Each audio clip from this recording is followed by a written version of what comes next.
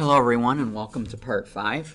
In this section what we've done is we've gotten final approval to move forward from the team with our character and the direction we're going. And at this point I'm going to hand it back over to Dave, and he's going to moving towards the final refinement of our character here. Go ahead, Dave. Okay, hopefully we'll be able to talk a little bit about some of the features in Sketchbook Designer as well.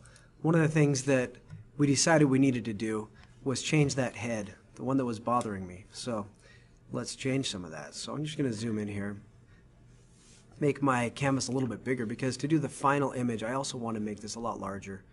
But let's just change this head. So there's some wonderful warping tools in Sketchbook Designer, and here you can basically tweak any of the edges and add handles to change the shape of things. So we're going to change the body a little bit, change the stance, and try to get this guy to look a little bit more like the way I want. There, it's kind of getting there.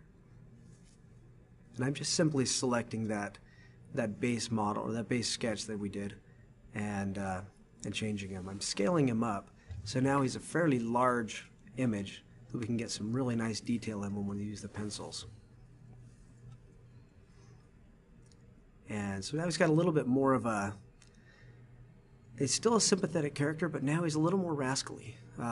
Perhaps a little more like Han Solo, hopefully. And try to get some of that out of him. Alright, so playing with the hair, get all the pencil lines back on him. And I'm only going to do this for the face because what I want to do is begin to use the curve tools, which we have not used previous to now. You can see some of the power. You can use these to create silhouettes. You can use these. They're just wonderful tools. So I'll show you a couple of the different ways I use in drawing these. Lots of times just the straight polyline is wonderful, simply because the tools to round are so strong and so powerful. There's a fillet tool which allows you to kind of change the shape of each of these poly edges and blend between them. So come back in here and kind of round off the ones we want to. And I like using polylines because it gives me some really strong, sturdy lines. And then I've got strong arcs and strong straight lines, which are a wonderful way to go about a design. I'm freehanding them right now. It's still using curves, but it's a wonderful way to get a lot of drawing in quick. So once I get this silhouette down, I'll be ready to kind of move forward and clean it up. You need to play with some of the tools in the middle here. There's some wonderful ways to clean up curves, throw away the edges by simply selecting the edges that fall off, and you can just throw them right away without any trouble.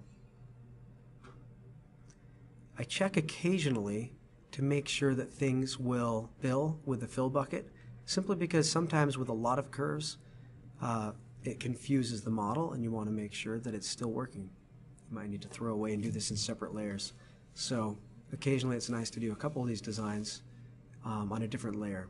Like I will end up doing the boots and things on another layer to keep it as simple as possible. I also occasionally will duplicate the layer just so that I've got something that I know is working with the fill tool.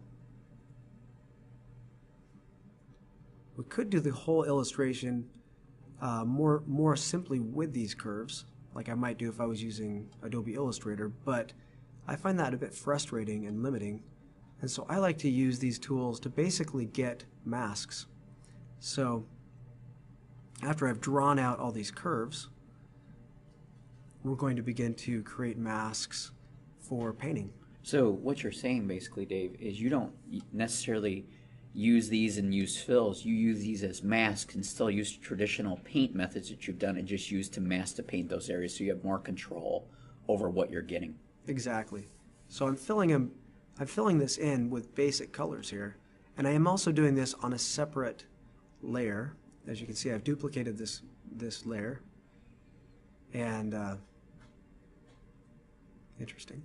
And what I'm doing is I'm going to fill it all in so that I can go ahead and create paint bucket drops, or paint fills that I can turn into masks. And then again add another layer and even paint just using those as masked areas. Exactly. Very cool.